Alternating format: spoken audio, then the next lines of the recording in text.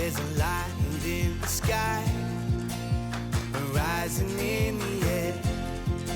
There's a feeling so strong. It's time to light the fire, like a bright shining light. Learn, getting more out of life. Love, sharing time with friends, feeling so strong. Yes, hello, welcome to the House of Wellness. I'm Luke Darcy and I'm sitting alongside two of the healthiest people you ever meet in any form of life, Rachael Finch and Luke Hines. Hello, What an intro, Rachel. Thanks, Darcy. Fairly accurate. No Jo Stanley, she's away on assignment, right? No. Miss you, Joe.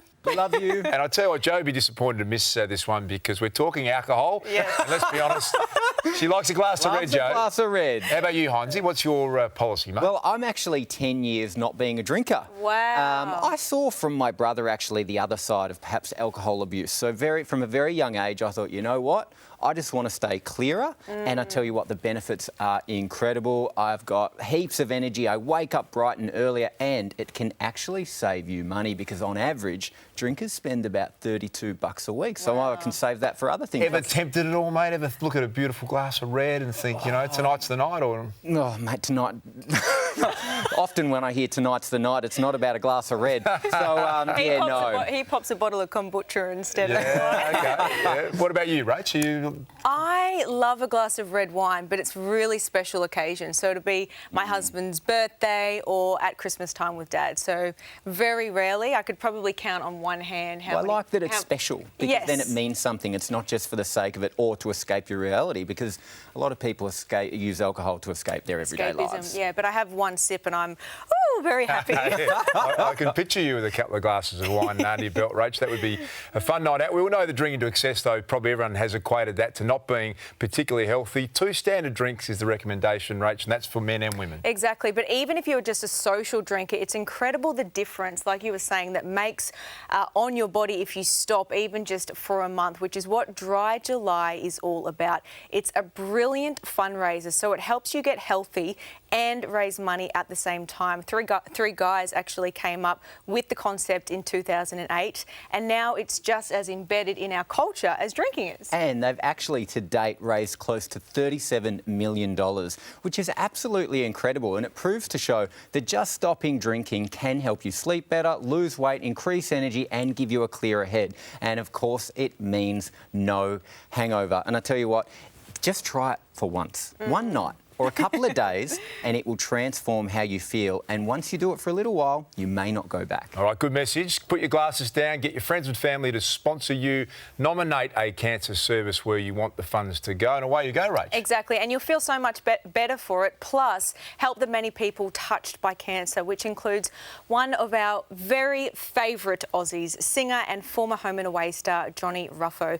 Johnny was diagnosed with brain cancer 2 years ago, which left him in a coma for 2 days. But after one hell of a fight, he managed to get through a very gruelling ordeal. His story is incredibly inspiring. Yeah, that's right, Rach. He's doing some great work for the Cure Brain Cancer Foundation, and he's got a new single out as well. He certainly does. It's called Broken Glass, and it's Johnny's first ever ballad. Let's take a look. You say you're there for me, always say you're there for me, even when I'm not around. I'm walking aimlessly, you're the one to follow me when I am lost in the crowd. I keep on losing sleep, there's gotta be a remedy. I think I'm losing my mind. I'm fighting misery, these thoughts are creeping up on me. I'm running out of time. Would you catch me if I'm falling on broken glass? Wake me if I'm broken, don't mend the past. Time is not forever, no, nothing lasts. Catch me if I'm falling on broken glass. Catch me if I'm falling. I'm walking down this road, it's like a one-way track. Instead of moving forward, I keep looking back. These possibilities scarred by insecurities. I wanna run now, but this is what you do to me. Oh, I'll be fighting for you, ain't nothing stopping me. It's tearing me up inside. I'm not a murderer, but girl, I know I'm killing me without a place to hide. Yeah. Would you catch me if I'm falling? I'm broken glass. Wake me if I'm broken, don't mend the past. Time is not forever, no, nothing lasts. Catch me if I'm falling, I'm broken glass. Would you catch me if I'm falling? I'm broken glass. Wake me if I'm broken, don't mend the past. Time is not forever, no, nothing lasts. Catch me if I'm falling, I'm broken glass. Catch me if I'm falling. I keep forgetting these memories and melodies. Who's gonna catch me when I fall? The taste of your lips, the sound of your voice, hands on your hips, you're my choice.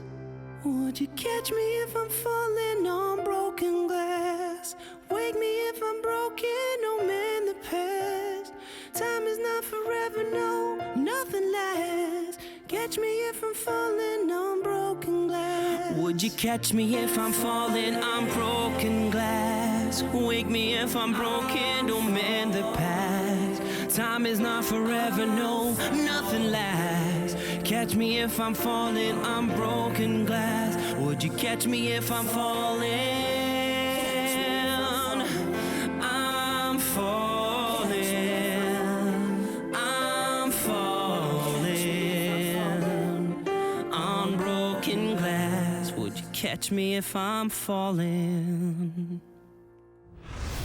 Yeah, great to see Johnny out there making music again, and he's going to join us right after this here on the House of Wellness.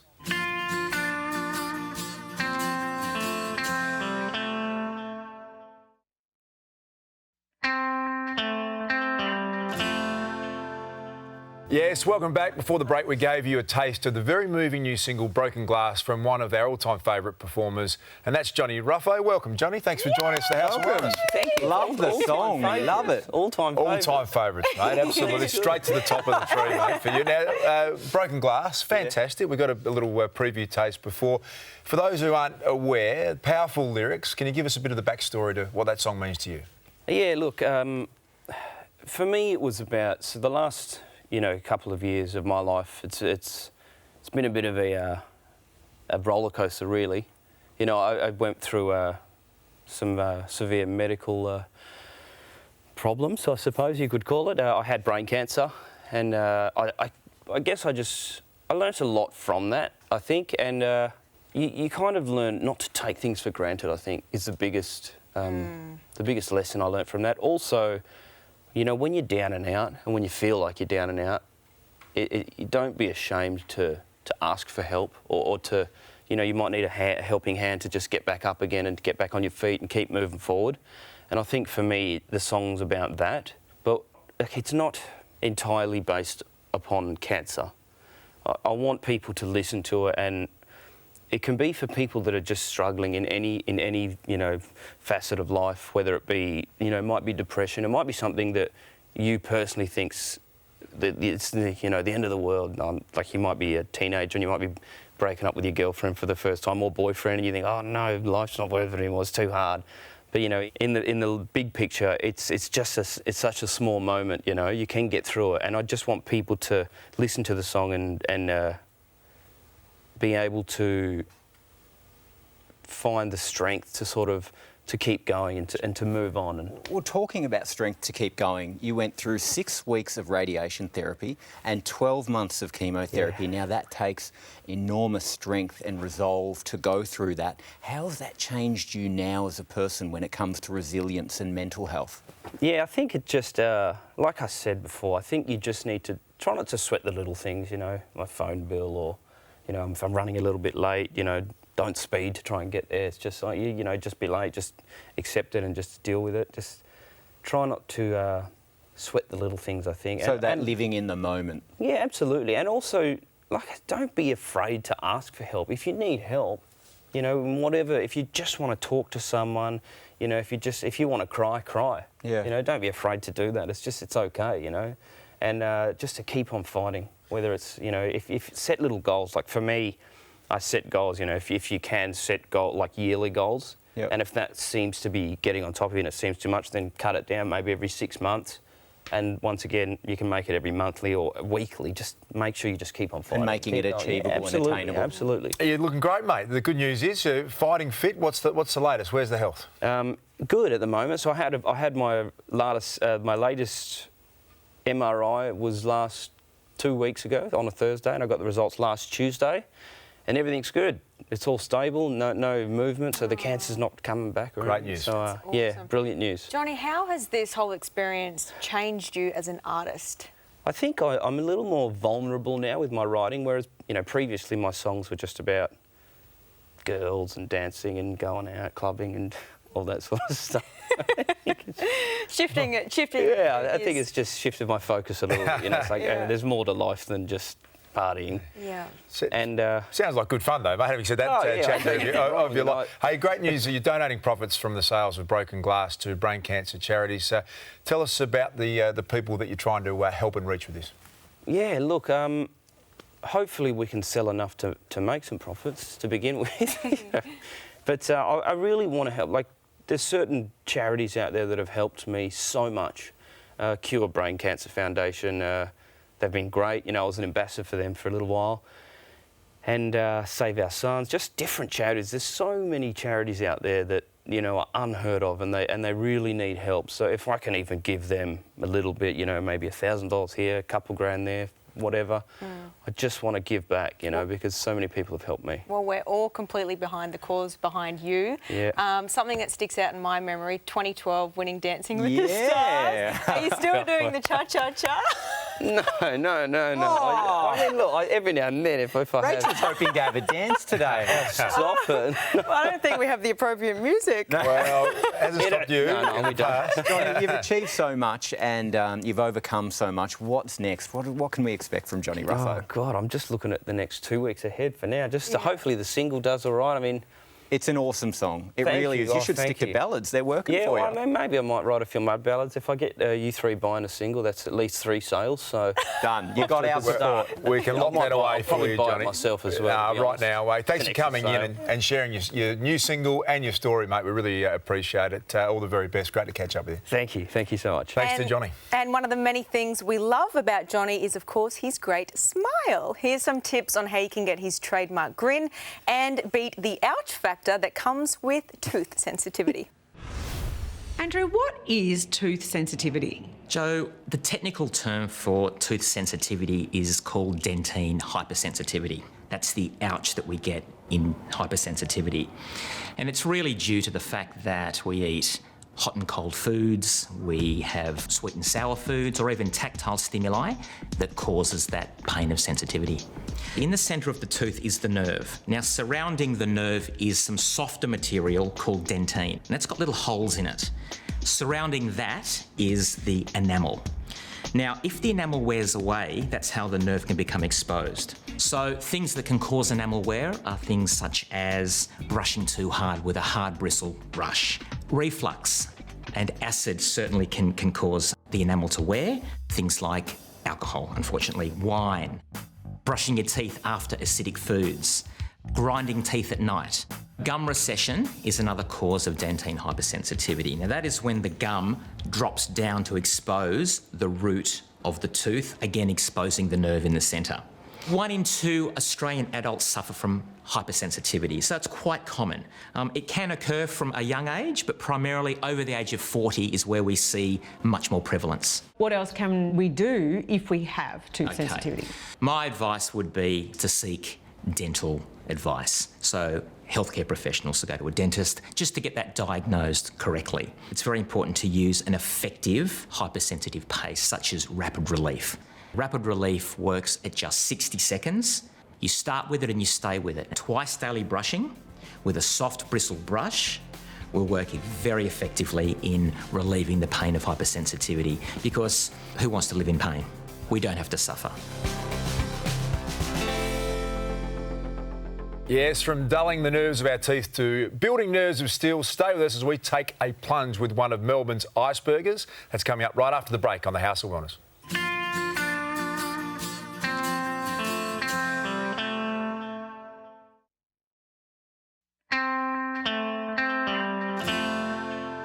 Welcome back. You're watching The House of Wellness, and Rach, you know I'm a big believer in the benefits of an ice bath, as I know you are. Absolutely, and we both tried cryotherapy earlier this year. Eager to know if you've tried to erase that memory. I haven't been back since, I must admit. That was hardcore. It was. I go once a fortnight. Yeah. I love it. Don't know about that, but stepping into any freezing condition is a bit of a mental and physical challenge, and one man who conquers it 4 mornings a week, every week, is architect and host of Grand Designs Australia, Peter Madison. Welcome to you, Peter. Hi. Thank you, that's all true. Hi, Peter. That's a good effort, mate. 4 times a week, you're in the freezing cold water of Melbourne. Yes, I do travel a little bit in my job, so I'm not there every day, every 4 mornings a week, but certainly that's the objective, and all year, no wetsuit. That's the key. Wow. Now, Peter, as a fellow Melbourneite, I got to say the mornings are absolutely freezing. How on earth do you psych yourself up to get in that water? Well, it's a challenge. I've been doing it for 7 years now, and even after 7 years, I don't sleep well the night before, because you're exactly right. It is a super challenge. And I've done a lot of hard things in my life, I think, but this would be the toughest. So it's physically gruelling, yes, we get that, you're swimming, but I want to talk more about the mental health aspect of it. You steel yourself to get into the water. What effect does that have on your mental health after the swim and in your everyday life? Exactly, and I think this is a big part of it. It's not just about the physical effect of the experience. Yeah. It's a sense of conquering something you don't think you're possible and able to do. Wow. And so after you do that, anything comes easily. And it kind of puts everything into perspective. Yeah, and it's more than that. It's more than just the sense of achievement. There's a sense of camaraderie and being part of a group of people that do the impossible. Yeah. And that sense of being part of that community is also a big part of why I do it. How far do you swim, Peter? And what qualifies you as a legitimate iceberg? OK, 2 questions. Firstly, I don't swim far enough. We can change that. Yeah. And there's no rules about how far you have to go. I generally do around 1 to 1.5 k, and in summer I'll go further because it's not as cold. And what qualifies you to be an iceberger? A lot of people say you have to be mad, but really you have to do 2 winters, no wetsuit, to be officially put on the board. We've got a board of people down at the club to do that, and so to get your name on the shingle, you've got to do 2 winters. Can I just ask what you eat before you get into the water and then when you come out? We all have our secret herbs and spices. I have hot water and ginger, or apple cider vinegar with hot water. And that seems to get the system going. Wow. Yeah, for me. Sounds like Peter just loves pain, doesn't it? Exactly. I mean, if it's not pain in the water, it's houses that take 20 years to build. I mean, you're very resilient. You've got a lot of resilience. It's incredible. Yeah, well, I think if you're swimming in that temperature, at the moment it's about 10 degrees, and it's going to go south a few more degrees over the next month or 2. And if you do that and you're able to come out and talk about it, you are able to do anything. So that resilience, as I say, it sets you up. If you do the hardest things in life and able to achieve that, it makes everything else seem easy. Well, Peter, you've been speaking about the community that is your community, the Icebergers. It takes a bit of courage, a bit of camaraderie. Let's take a look at Peter and his mates.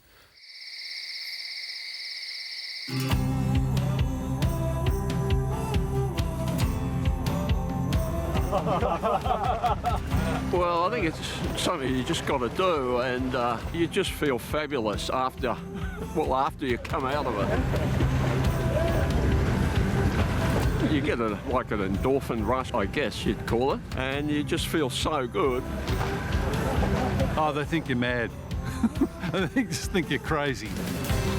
Really gets the blood moving, and it's a really good start to the day. You know you're alive when you get out. No, I can't think of a better way to start. It's really terrific. Yeah, I very rarely get a cold, and yeah, you just don't feel the cold during the day as much. And, no, you just feel better. Gets the blood flowing, and it's early morning. I'm not like getting up and at 'em, but before work, it's just great to get out here, and it's a good bunch of guys you're with. That's the best part too. It's not as cold as you think it is, only for the first minute or 2, and then it starts to feel amazingly warm. So it's just good for your body, I think. It's beautiful. It's bracing when you get in and exhilarating when you get out. Hello, chaps. Hello, boys. How are you? How are you? Hey, Gary. You want to interview us, Hey, too? David. Yes. Three wise Gary. men. Come on. Three wise men. These are the oldest icebergers. Yeah, the over 70 miles. And the fastest ones as well. And we love it too. Thanks, guys. You must be crazy. There we are. I don't even think about why. Just a challenge, I suppose. Get in, and it's not something that everybody does, and it feels good when you get out. So it feels quite balmy on the beach now, so amazingly enough, it's just a challenge, it's fun. It sounds like us when we got out of the cryo chamber. It sounds like the boys had one too many drinks tonight. Yeah, that's right. Yeah. Well, you lose control of your face. You're so numb, you can hardly talk. Exactly. You come out like mumbles. Was health always a priority for you, even before you joined? Yes, look, I've always been keen on water sports. My hashtag is water in the veins. So surfing, yachting, kite surfing, and swimming was a natural connection and an extension to that. And I've always lived bayside. It's always attracted me, the bay's always attracted me to be part of it. And yeah, it's a really addictive thing. And you're travelling a lot for work. How do you keep up your fitness while you're travelling? Do you find, you know, the water when you're travelling, or do you do other things? Yeah, so if I'm in Sydney, I try and stay at Bondi and I'll do the iceberger thing. The other icebergs, Yeah, your yeah. rivals. No rivalry. In fact, we do have inter-club swimming competitions around Port Phillip Bay. Wow. We have, for instance, in 4 weeks' time, we're going to do the Pier to Pub, but instead of being summer, it's the coldest day of winter, which is the 28th of July. And there's only, instead of 2,000 people, there's only about 30 mad people. Great. So we do have these, and the pirates, the potential pirates, come up and compete against the Brighton Iceberger. So that's all part of the fun. And Peter, we know you as the host of Grand Designs Australia, so you're an architect. You must have some thoughts about the way we live and the kinds of houses we build at the moment. What's the trend? What are we getting into at the moment? Houses are getting smaller. People, not only because of the cost and the scarcity of land, but people are getting aware about the pitfalls of building too big. So house sizes are coming down. Well, there was a period of time where McMansions were the thing to have. So the fact that things are getting smaller, what does that say about the way we're cohabitating as families? Yeah, well, it's really important, you know, that whole sense of being part of a family and not... Being closer, rather than everyone being dispersed. So important, exactly. Yeah, it's so important, isn't it, to have a full, rich life where you connect with your siblings and your parents, and you're not, as many people are, lonely in big houses. So that sort of social connection is so important. And Peter, you've been working on a very special project with a tiny house. Can you tell us a little bit about that? Yeah. So I was approached to design a very small home, which is an exemplar of not only good design but sustainability. So this building that I've just done can be used totally off-grid. So it collects its own black water, sewage, grey water, which is hand basins and showers, and rainwater, and its own power, collects and stores. Wow. So it's totally independent, and you can plug it in also. And everything in it makes it a totally self-contained home, that everything you'd want: kitchen, bathroom, living area, no games room or butler's pantry, because it's only about 17 square metres. But it's a fun little building, and it's only a one-off, commissioned by RACV, to really show the future about the way we can live. Yeah, if you've got time, guys, check it out online, because there's a fast-forward video of how it's actually constructed. It's really interesting, and I'm also a big believer in minimising our space. I've got 2 kids, a dog, a really needy husband, and we've got a small space at home. But I think it works, and you get outside, you explore the environment. Yeah. So it's just so important. That's right, and it's going to be the future, because I've got 3 kids. They're on their 20s, and the idea of home ownership is so out of their reach. So the idea of that you can have your own domain, albeit small, and be able to be potentially plonked on someone else's block of land, or your parents' or cousins' block of land, is a nice idea, isn't it? Peter, it's been great to catch up with you. Thanks for joining us on the House of Wellness. Good on you, Das. Yeah, and plenty more laps to be done in the bay for Peter. We look forward to hearing more about that. That is crazy stuff. All winter. Convert you guys. We're staying We'll join you. on the topic of sustainable living as we meet a suburban warrior fighting the rubbish war on the home front. That's coming up next on the House of Wellness.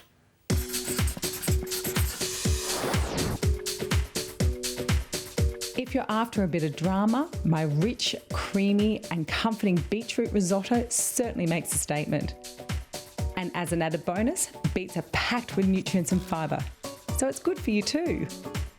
To begin, saute leek and garlic in olive oil before adding rice and stirring for a couple of minutes.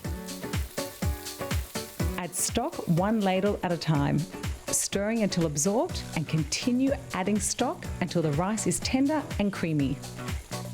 Toss in our cooked, cubed beetroot along with 1 tablespoon of BioGlan organic beetroot powder. It helps to support energy, protein synthesis, healthy muscle function and immunity. Serve sprinkled with goat's cheese and garnish with rocket for a flavour match that's made in heaven.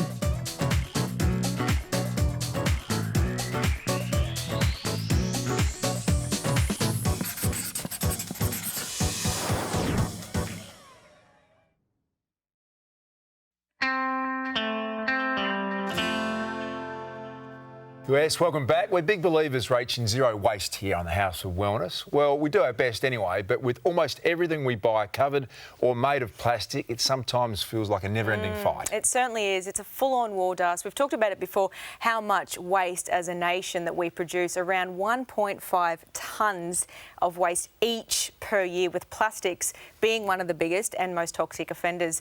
We mentioned Dry July earlier and cutting back on alcohol, but how do you feel about loading up the month with another cause, Plastic Free July, which is all about ditching the not so fantastic plastic? We don't take out any rubbish ever, really.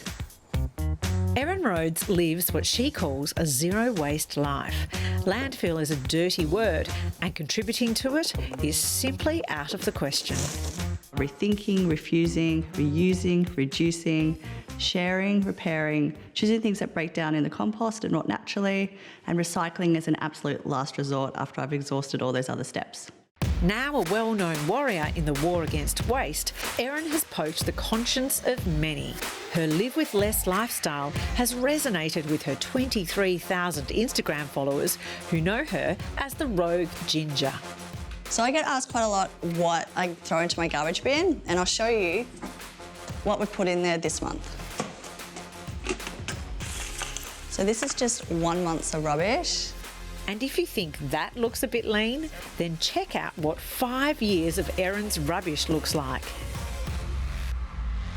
With the ultimate goal to keep things out of landfill, not one skerrick of plastic from the Rhodes household goes anywhere near landfill. And that means even the lining of takeaway cups and packaging has to come off. So I would probably drop this plastic off at a red cycle drop-off location to be recycled and the paper into my recycling bin.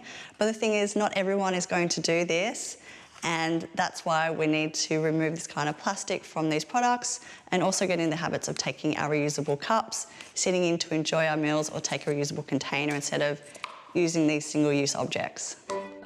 Recycling is a last resort because it takes so much work. So wherever and whatever she can repurpose, she does. These wooden toothbrushes were soaked in warm water just to loosen up the bristles, and I'm pulling the bristles out. The bristles will then go to landfill, and I can keep the body of it to either compost at home or I can upcycle it. So I'm going to put these into my garden as garden markers. So I've got my blueberry plant, cos lettuce, and rocket. Yeah, it's saving me money because I really think hard about where I'm spending my money. So I'm not out there buying things like fast fashion all the time. I'm shopping secondhand. We go and buy things from the farmer's market. We eat a lot more fresh fruit and vegetables. We just don't eat any of that junk food anymore. So no more Tim Tams or chips or anything like that. And life does go on without that kind of food. Everything in Erin's pantry is bought package-free, and she makes all her cleaning products from scratch. This is a girl who really does walk the walk. Her bathroom says it all. So usually you'd find in most people's bathrooms just like plastic bottles full of liquid body wash, liquid shampoos. Instead, I've just got a bar of soap that I can buy unpackaged. We've been using the same razor for 5 years now. We haven't had to buy a new one. So we keep it sharp by, first off, we make sure it's dry so we don't keep it wet. And you can actually sharpen it by rubbing it on your jeans. This is my deodorant, which is 1 part apple cider vinegar, 1 part water. I make my own eyebrow powder using spices from my spice cabinet. My mascara comes in tin that can be refilled. I simply just wet it and put it on like regular mascara. I've been reusing the same mascara wand for the past 5 years. We've got our toothpaste in here, so this is bicarb with some clover oil and also some peppermint as well. And that's it, really. That's all of our personal care items and beauty stuff.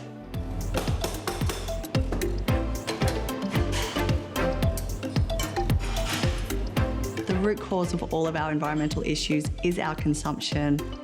And the root cause of our issues to do with climate change is how much we waste. Let's get my container here. So by making these simple changes, we're improving our health, our happiness, and our environment.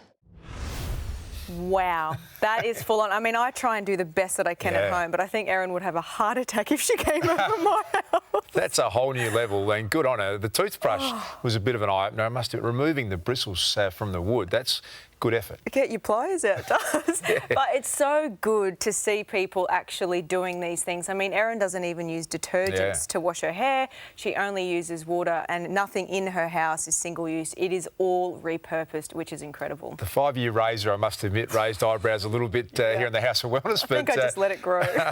Now, one man who's definitely not single use, and that is Gerald Quigley, our man behind the bar. How do you go, Gerald, with the recycling? Das, we try desperately and recycle, but plastics really do my head in when you find things on the beach. And my way... You could go plogging. I could. Well, I watched that story with interest, but my running style's far better than yours.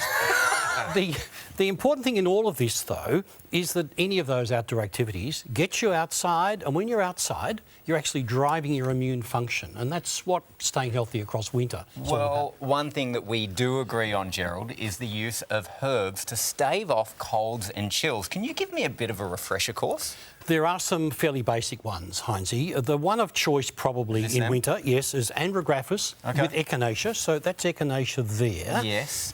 Good standby. Now, those two in combination work brilliantly to help you build your resistance and shorten the duration of colds and flu. Now, add to that things like ginseng, Siberian ginseng, turmeric we talk about so often. Now, turmeric's a warming herb that boosts.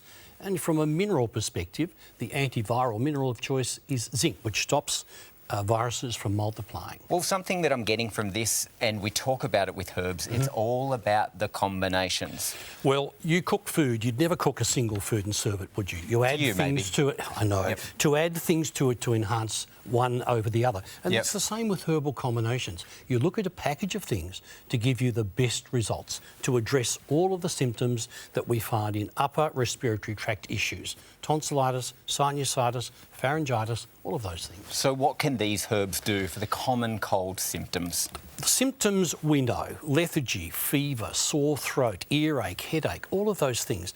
Now, you can take combinations like this, 1 per day, and you can take them to reduce your risk, but more particularly step up the dose to 2 or even 3 per day based on the advice you get from your healthcare practitioner to treat what those symptoms might be. You are so good, Gerald. Once again, it's the clever combinations that can be the most powerful. So far, touch wood, I'm good. No colds or flu coming my way. The A to Z of Vitamins is brought to you by Ethical Nutrients, creators of premium quality natural medicines that speak your body's language.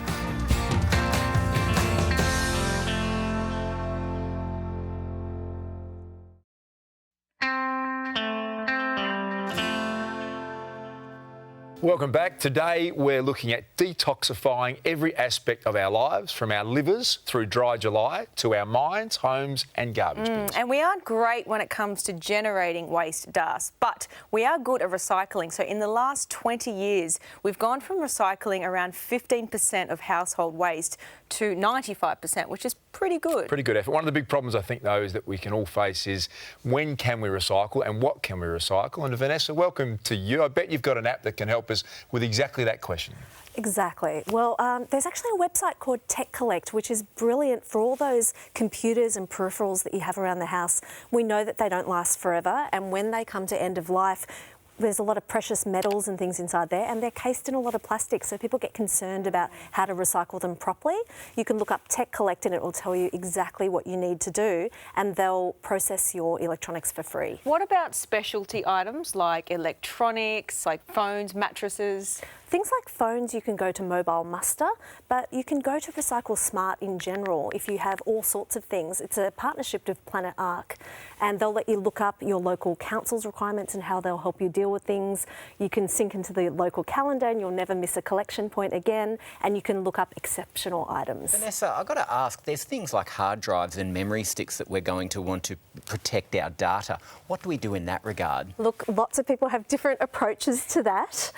There are people who like the drill bit through the hard drive. Wear some protective eyewear if you're going to take that approach. Some people like the magnets over the hard drive. To wipe that, there's no risk, nothing's happening. Bash it with a hammer. Oh, hello. You know, a little bit of stress control. That's exactly it. Now, you mentioned something that you could also tap into councils. Are councils actually getting on board and encouraging communities to do this? Councils are increasingly finding ways to deal with different sorts of trash rather than just having your recycling and your regular trash. Yep. They're looking into green waste, they're looking into decreasing the sizes of trash containers that we have. You've seen those transparent bins, I'm sure.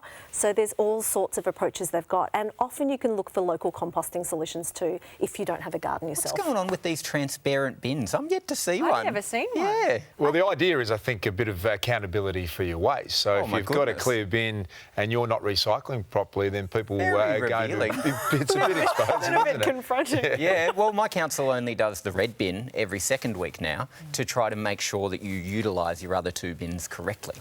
I think that's a really great initiative. Yeah. Hey, Vanessa, what about the confusion about how you separate your rubbish? Because 6 in my house, 4 kids, and you're always going, hey, that one's got to go in recycling, that one into general. How can you help with that? Once again, I think Recycle Smart is the site to go to for that because it's always changing and we're always learning more. Thanks, Vanessa. Endless discussion, that one. I'm sure we're going to come back to it on the House of Wellness. A big target to hit, zero waste. Plenty more still to come right here on the House of Wellness.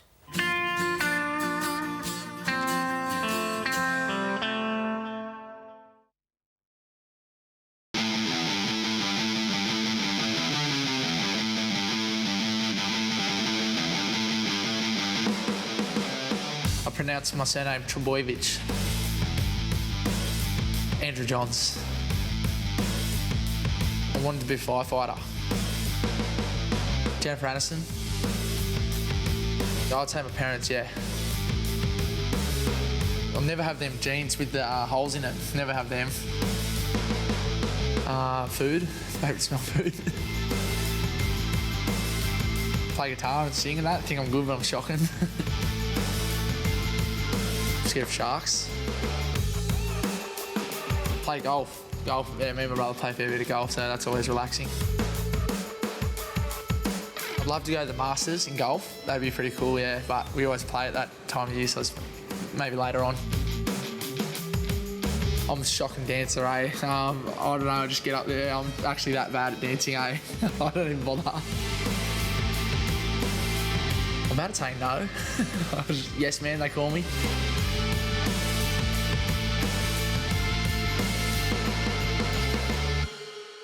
Welcome back. He seems like an absolute ripper, doesn't he? Hey, something that is almost out of control at the moment, Hines, I want to talk about is people in cars using their mobile phone while they're driving. You can't be on the road now without watching someone literally talking, texting and whatever else in their car. Mate, it's funny you should say, just this week I was driving up the M1 between the Gold Coast and Brisbane and there was a guy in a ute next to me who was steering with his knees and staring at a device. And he'd gone into, I guess, just default mode of I'm on a straight road, I'm going 110 kilometres an hour. And I'm looking and I'm thinking, this is nuts. Gave a little bit of a toot and said, head up, face up. That's ridiculous. It feels like the sensitivity is not there anymore. Yeah. You know, people are just becoming numb to the idea of what could happen. I mean, I think in the past, I'm definitely guilty of using my phone while I'm driving, but especially in the last 5, since I've had kids, it's gone. It's gone. You know, for that 20-minute drive or whatever it is, put it away. It's not going to matter. It's not going to make a big difference. It's an addiction that we have, but it'll be interesting to see what happens when cars start driving themselves. I think that's going to be a game changer. But even until that point happens, is there going to be technology that prevents us from eventually using our phones in the car itself? Look, I think there's a lot of responsibility to be taken by the mobile phone manufacturers at the moment, or the software makers for them. These devices are so addictive. You know, you can understand why people find it really compelling to have it there, and you've got to be so disciplined disciplined about not doing that. But we're seeing amazing technology in the commercial transport sort of sector that's already there to stop people from using their phones in bad ways, but also to make us safer in other ways. How's it working in particular? So how are they sensing our behaviour as a driver? Well, you know that for anyone who is using their phones for directions, that they've got them in little cradles and things. What we can also do is have those tied to cameras in the devices and having a look at what we're doing while we're driving. Now, if you're driving around a massive truck and you're driving for hours on end, it's fantastic to think that you can have artificial intelligence analysing what your eyes are doing, your head movements while you're driving, and looking out for triggers. Now, the intelligence there is actually learning from the way we behave and then getting information on outcomes. So you might simultaneously get information about the speed that you're travelling, you know, those sort of things, but also, are you distracted? Are you blinking more often? Is your head nodding? You know, what are the warning signs? How can it start to feed into giving us alerts to be safer drivers? What stage are we at for that being put into play? This is out there on the streets now in terms of commercial transportation and logistics. Is definitely these things making our driving safer. But they are talking about that this will come into the consumer market as well. Like, what can we do to get people actually off their phones and alerting us about how we could be driving safer in our regular sedans? There could be pressure on telcos as well to implement this from a safety perspective, because so many deaths on our roads now are due to not alcohol, not drugs, but telephone. And Heinzie, I speak to the top road policing here in Victoria on our radio show, and they're just saying for the next generation, this is clearly the biggest issue. I've got a 16-year-old about to get his Earls. Their phones have got so many algorithms designed to get your attention. It's going to be a big challenge. Can I ask Darcy, how are you approaching that as a parent with a 16-year-old? What do you say to him? Great fear, great terror, thinking, I'm going to get off the roads now. Yeah. Rach, that's probably not the most balanced way to approach it, but it's just that around trying to say, hey, there's enough going on as a 16-year-old on the road anyway. Take your phone out of the car. And leading by example. Correct, So if they see you constantly scrolling while you're at the lights, monkey see, monkey do. We shouldn't be using fatalities as a wake-up call. There should be something implementing change before that point. Sounds like this is the way of the future, Vanessa, and if it works, hopefully our roads will be that little bit safer. Thanks, as always, to have Vanessa with us. Well, that's our show for the week. Don't forget to tune in to the House of Wellness radio show every Sunday, and look out for the House of Wellness lift out in your local paper with our very own Joe Stanley on the cover.